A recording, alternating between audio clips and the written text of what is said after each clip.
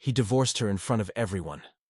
In the center of the Apache camp, with tribal elders watching and U.S. soldiers smirking from the perimeter, Nahali spoke the words that would strip Emma Caldwell of her only protection. "I reject this woman," he said in English, loud enough for every soldier to hear. "I was deceived into accepting damaged goods. Her mind is broken. She is not fit to bear my family's name." Emma stood there, humiliated, as women whispered and children stared. The silver and turquoise ring on her finger suddenly felt like a shackle she couldn't remove fast enough. Colonel Davison stepped forward, his smile sharp as a blade. "Miss Caldwell, this must be devastating. Perhaps you should come with me." Emma looked at the man who'd just destroyed her in front of everyone. Nahal's face was stone, cold, final. And then she looked at the colonel, the man who'd orchestrated everything. "Yes," she whispered, "I'll come with you." What the colonel didn't know was this. The divorce was exactly what she wanted. 3 days earlier, Emma had woken up married. She remembered nothing about how it happened. The first thing she noticed was the copper taste of blood in her mouth. The second was the ring.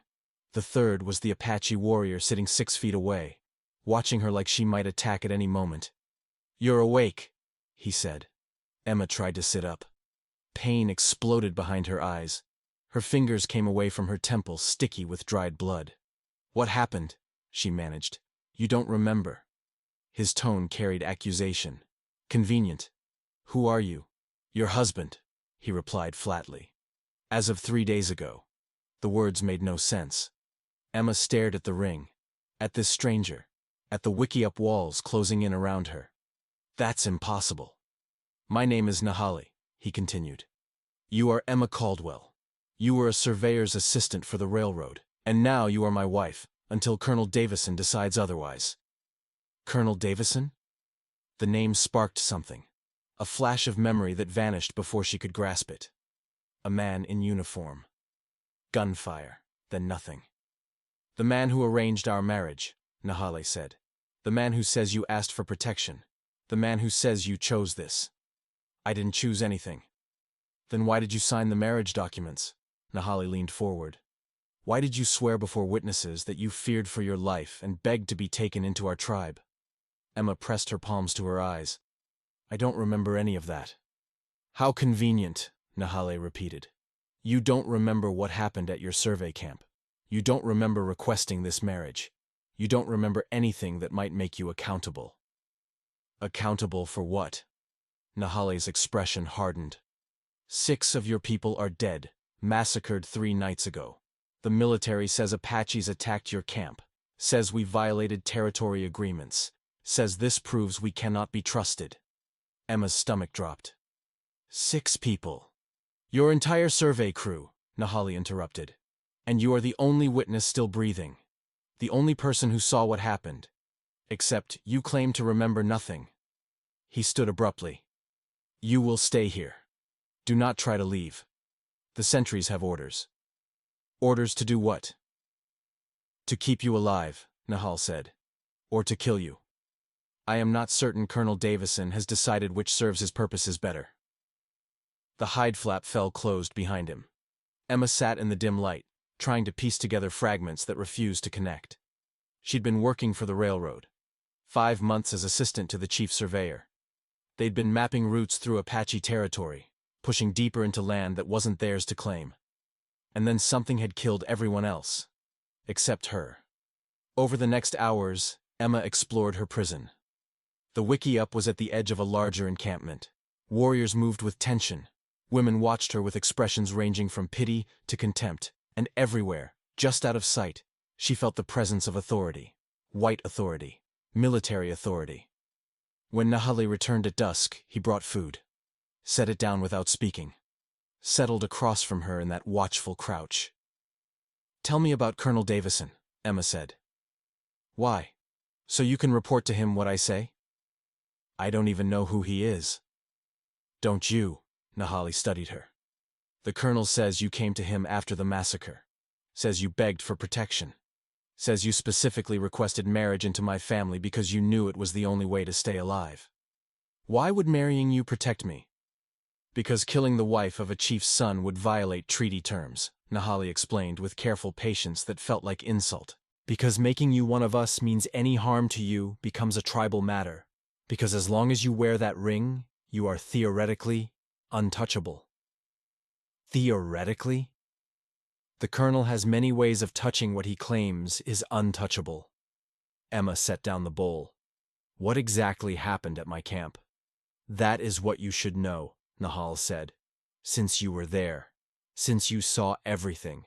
Since you are the reason my people are once again blamed for white men's violence. The accusation landed like a blow. If Apaches attacked, Emma said slowly, why am I alive? The colonel's doctor says you were injured during the attack, says the head wound caused memory loss that may be permanent.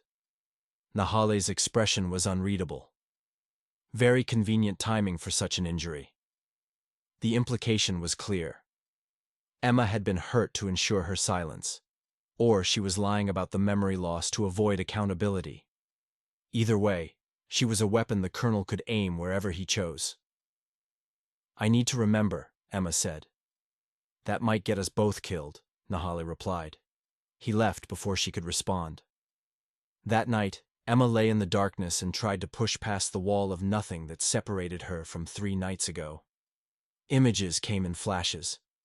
The survey camp at dusk, her fellow assistants joking over dinner, the chief surveyor, Gordon, studying maps by lamplight, and then horses. Many horses, men in uniform approaching the camp, but something was wrong about them. Something off about their movements. Colonel Davison standing in the center of the camp, speaking with Gordon, arguing. Gordon's face flushed with anger. You can't. We've documented the routes. The reports have already been filed. If the territory opens to settlement, it needs to be done legally. Legally is whatever I say it is. The colonel drew his pistol. Emma gasped in the darkness, the memory shattering like glass. She'd seen it. Seen the colonel shoot Gordon at point-blank range. Seen the other soldiers turn on the survey crew with brutal efficiency. And she'd run. Stumbled through the darkness while someone chased her. Felt the impact that knocked her unconscious. Woken married to a man who thought she'd chosen this. The colonel had murdered her crew. Murdered them and blamed it on Apaches to justify whatever land grab he was planning. And she was the only person who could prove it.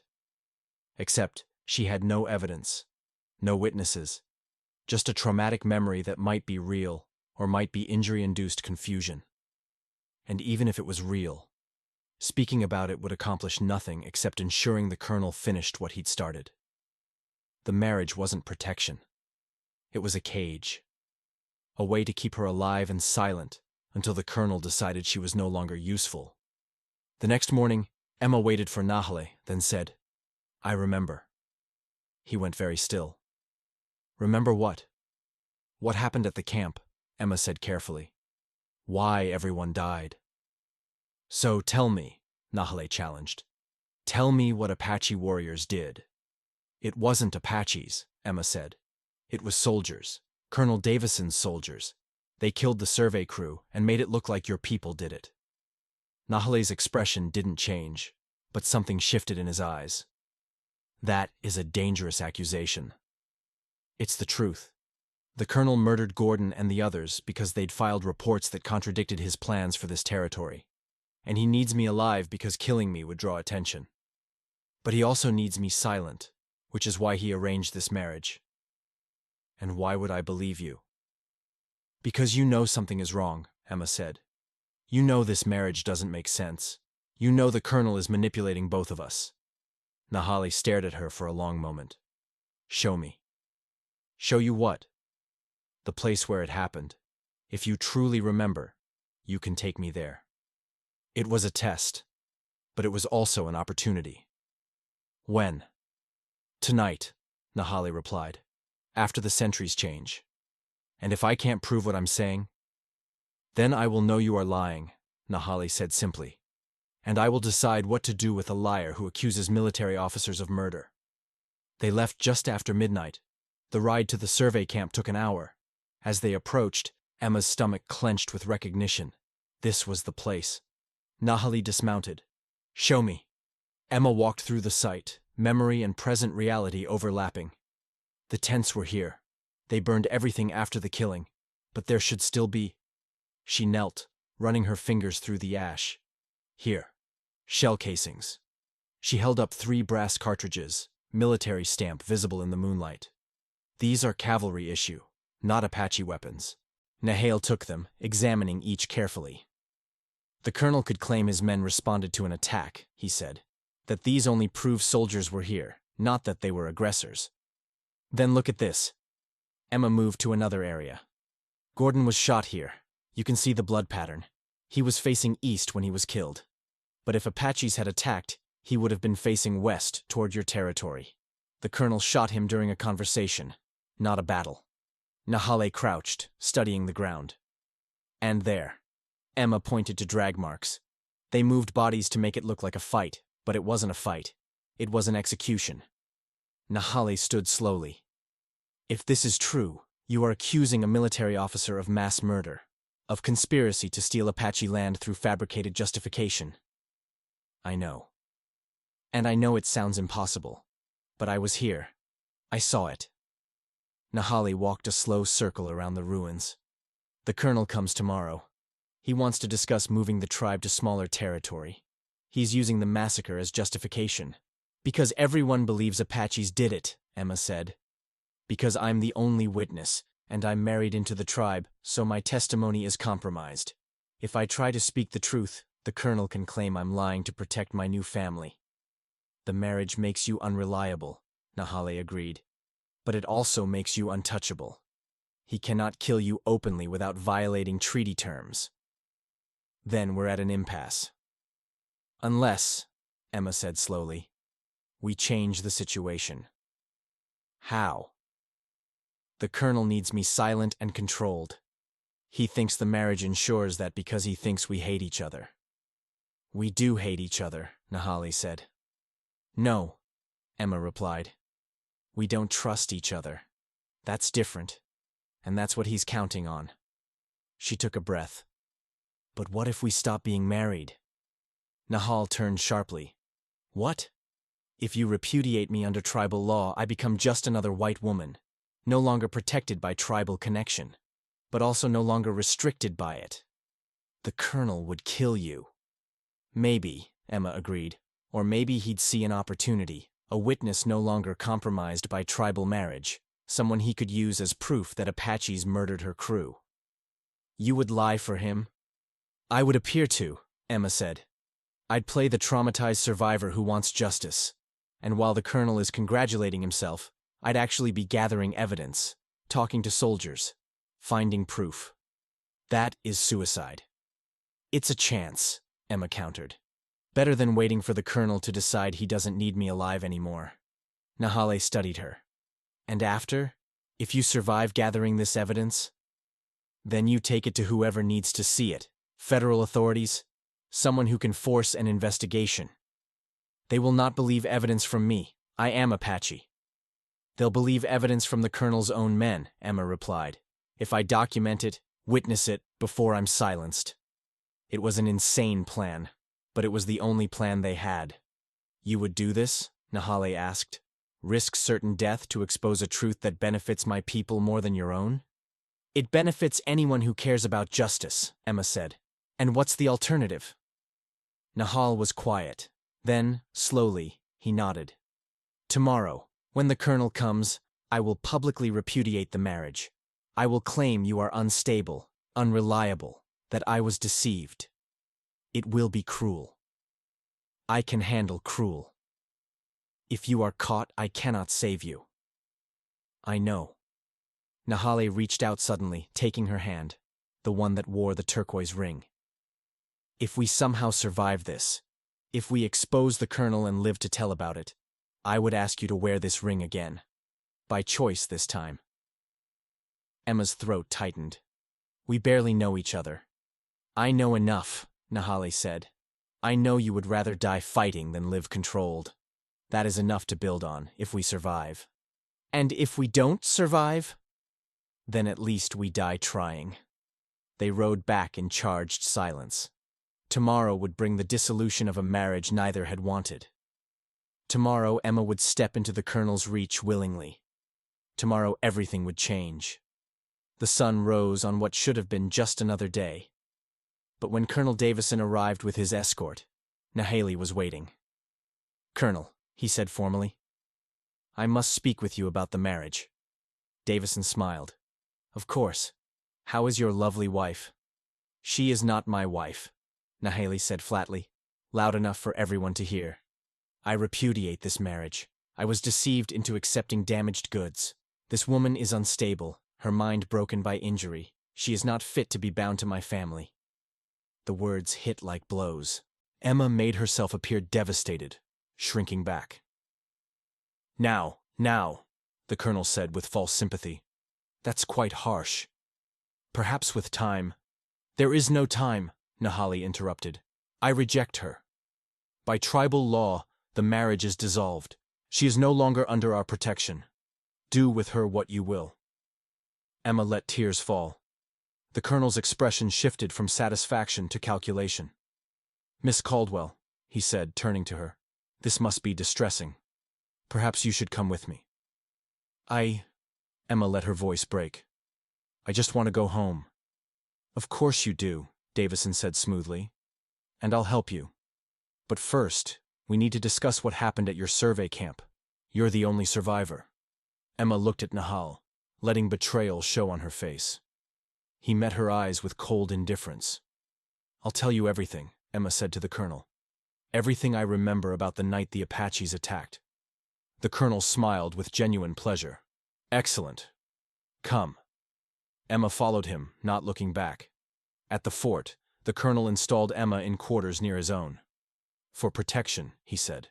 "Really, for surveillance." He questioned her for hours, carefully shaping her testimony. Yes, she remembered Apaches attacking. Yes, she'd seen them kill her fellow workers. Emma played along, agreeing with everything while noting the inconsistencies in his questions. The way he avoided certain details, the specific language he wanted her to use. And in the evenings, when the colonel thought she was resting, Emma explored, listened at doors, eavesdropped on soldiers talking, gathered fragments of truth from men who couldn't quite hide their discomfort. "Wasn't like any Apache attack I've seen," one soldier muttered over cards. "Too organized, too military." "Orders are orders," his companion replied nervously. "We don't question the colonel." "Even when the orders are to murder civilians?" Emma memorized every word, wrote them down in a journal she hid in her quarters. Evidence, in her own hand, documented testimony from the colonel's own men. But on the fourth night, Emma returned to her quarters to find them ransacked. Someone had been searching for something. Her journal was gone. Emma's blood ran cold. The colonel knew, or suspected. She had hours at most before he decided she was more dangerous than useful. She needed to move. Now. Emma slipped out of her quarters and made her way toward the stables. If she could get a horse, get back to the Apache camp. "Miss Caldwell."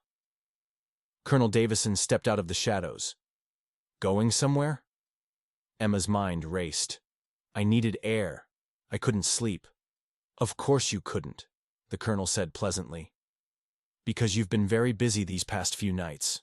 Listening, watching, writing things down." He held up her journal. "Quite the imagination you have," he continued. "All these notes about my men supposedly confessing to murder, about me giving orders to kill civilians, about fabricated massacres." "It's the truth," Emma said. "Truth is what I say it is," the colonel replied. "Just like I told your friend Gordon before I shot him." He stepped closer. "You were supposed to stay controlled, stay silent. That was the whole point of the marriage, to keep you contained until I decided what to do with you. But then you and that Apache found some backbone. You murdered 6 innocent people," Emma said. "I removed obstacles," Davison corrected. "Your survey team filed reports that contradicted my plans for this territory. Reports that would have delayed railroad expansion by years. I couldn't allow that. So you killed them and blamed the Apaches." "And it worked beautifully," the colonel said. "Until you started remembering. Until you convinced that savage to help you. Now I have to clean up loose ends." He drew his pistol. "This will look like an Apache attack," Davison said. You'll be found tomorrow, killed trying to escape back to your former husband. Tragic. But it will give me all the justification I need to remove his tribe from this territory permanently. Emma's mind raced. She needed time. Needed to stall. The Marshal, she said suddenly. Marshal Roberts. He's already investigating. The Colonel paused. What Marshal? Federal Marshal, Emma said, the lie forming as she spoke. He arrived 2 days ago, responding to reports of civilian deaths. I've already spoken to him. It wasn't true, but the Colonel didn't know that. His expression tightened. You're lying. Am I? Emma asked. Why don't you check with your sentries? See if any federal officers have arrived in the past few days? The Colonel's eyes narrowed. For a moment, Emma thought he'd call her bluff. Then voices sounded from across the compound. Shouting. Movement. The Colonel turned toward the noise, distracted for just a second. Emma ran. She didn't think. Didn't plan. Just bolted toward the darkness beyond the fort's perimeter. Behind her, the Colonel shouted orders. Soldiers moved to intercept. But Emma had surprise on her side. She made it to the gate, through the opening, into the darkness beyond. She ran until her lungs burned. Until she couldn't hear pursuit anymore. Then she kept running. Because she'd just burned every bridge, just accused the Colonel to his face, just proven she was a threat he couldn't control. If she didn't reach the Apache camp, didn't get help, she'd be dead by morning. Emma ran through the darkness, praying she was heading in the right direction. Behind her, she heard horses. They were coming. Emma pushed harder, terror giving her speed she didn't know she had. And then suddenly, figures emerged from the darkness ahead. Apache warriors. For a moment, Emma thought she'd made a fatal mistake, thought they'd been sent to stop her. Then Nahale stepped forward. You're alive, he said. The Colonel knows, Emma gasped. He found my journal. He was going to kill me, make it look like an Apache attack.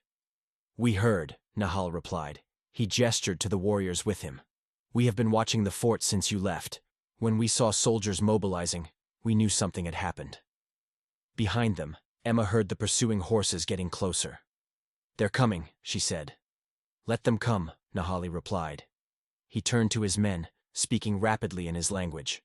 The warriors spread out, melting into the darkness. What are you doing? Emma asked. Preparing, Nahali said. The Colonel thinks he can kill you and blame us. But if his men pursue you onto tribal land, if they attack you here, it becomes an act of war. A violation of treaty terms that cannot be ignored. You're using me as bait.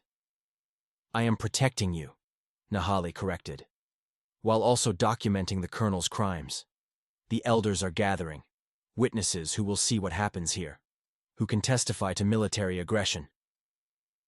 The pursuing soldiers burst into view, torches blazing. They pulled up short when they saw Nahali and Emma standing in the center of what was clearly Apache territory.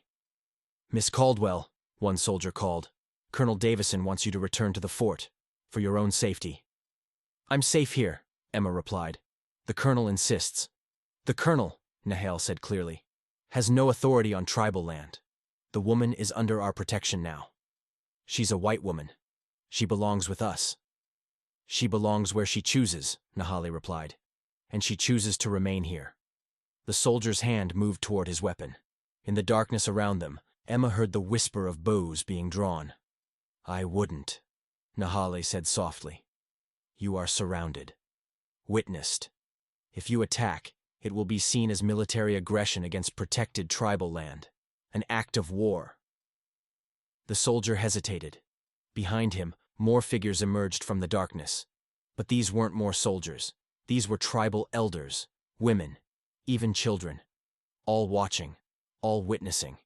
And behind them, incredibly, impossibly, a man in a federal marshal's uniform. Marshal Roberts stepped forward, his expression grim. Stand down, soldier, he ordered.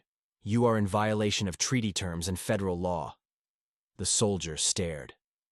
Marshal, what are you— Responding to reports of military misconduct, Roberts interrupted. He looked at Emma. Miss Caldwell, you're safe now. Emma's knees nearly buckled with relief.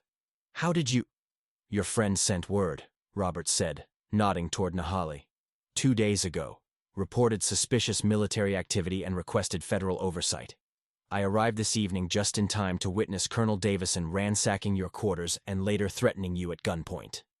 He turned to the soldiers. Where is the colonel now? The soldiers exchanged uncertain glances. At the fort, one finally admitted. Then that's where we're going, Robert said. To place him under arrest for murder, conspiracy, false flag operations, and attempted assassination of a federal witness. Everything happened quickly after that. Roberts moved with decisive authority, securing the fort, confronting Colonel Davison before he could flee. The colonel denied everything initially, then tried to have Emma arrested for fabricating charges. But Roberts had witnessed the colonel threatening Emma, had her journal documenting everything, had testimony from soldiers who, given federal protection, finally admitted to following orders to kill civilians. By morning, Davison was in custody. By midday, the full scope of his scheme was becoming clear. A plan to provoke Apache retaliation through false flag violence. Then use that retaliation to justify seizing tribal lands for railroad expansion that would profit him personally through bribes and kickbacks. You were the problem, Roberts told Emma as the investigation unfolded. The only witness who couldn't be controlled, so he tried to control you through that forced marriage. When that started to fail, he planned to kill you and blame it on the tribe. He almost succeeded, Emma said. But he didn't, Roberts replied. Because you were willing to risk everything, and because your partner here was smart enough to contact federal authorities before things escalated. Emma looked at Nahal, who'd been standing silently nearby. You sent for the marshal 2 days ago? When you went to the fort, Nahal confirmed. I knew the plan was dangerous. I wanted backup in case you needed it. You saved my life. You saved mine first, Nahali replied. By trusting me with the truth. By choosing to fight instead of accepting the colonel's prison. Roberts arranged for Emma to stay at the camp while the investigation concluded. For a week, she gave testimony, answered questions, helped federal investigators piece together the full extent of the colonel's crimes. And in the quiet moments between, she and Nahale talked, really talked, for the first time, about their lives before the forced marriage, about their families, their hopes, their fears, about everything the colonel's manipulation had prevented them from sharing. I hated you when you first woke up, Nahale admitted one evening. I believed you had chosen this marriage to use me, to gain protection while my people suffered blame for crimes we didn't commit. And I thought you'd requested a white wife for status, Emma replied. That you were using me for political advantage? We were both his prisoners, Nahali said. Kept separated by lies, while he used us for his purposes. But we figured it out, Emma said. We chose to work together instead of staying enemies. And now? Nahali asked. What do we choose now? Emma looked at him. At this man she'd met in the worst circumstances imaginable, who'd become the only person she could trust in a world of lies. I don't know, she admitted. The marriage was forced. Everything about it was manipulation and control. I don't know how to separate what was real from what was the colonel's design. Then we start over, Nahale said simply. No marriage, no obligations, just two people who survived something terrible together and might want to see if there's something worth building. You'd want that? After everything? I know what I saw, Nahale replied. I saw a woman brave enough to walk into her enemy's hands to save people she'd never met. I saw someone who valued truth over safety, who looked at my people and saw humans rather than obstacles. He paused. That is worth building on, if you choose. Emma thought about it, about staying in this territory that had nearly killed her, about building something with a man she barely knew but trusted completely, about choosing her own path instead of having it chosen for her. I choose yes, she said finally. But we do this right. No forced anything. We court properly. We learn about each other. And if it works, maybe someday we consider marriage again. Nahal smiled. The first genuine smile she'd seen from him. Agreed. 6 months later, they married again. this time in a ceremony that blended Apache tradition with the formality Emma's background required. The tribal chief officiated with Marshal Roberts standing as witness. The ring Emma wore was new, crafted to commemorate not the forced marriage, but the choice that followed. "Do you take this woman of your own free will?" the chief asked in Nahali's language. "I do," Nahali replied. "By choice and with full heart." "And do you take this man of your own free will?" the chief asked Emma in English. "I do," Emma said firmly. "By choice and with understanding."